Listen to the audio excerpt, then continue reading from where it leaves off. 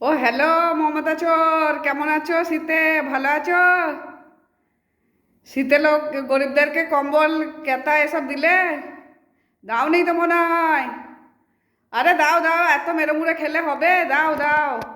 এত মুড়ে খুলে চলে না। কয়লা চোর, গরু চোর, হ্যাঁ 100 দিনের টাকা চোর, আবাসের টাকা চোর, আর লোকের ট্যাক্সের টাকা চোর।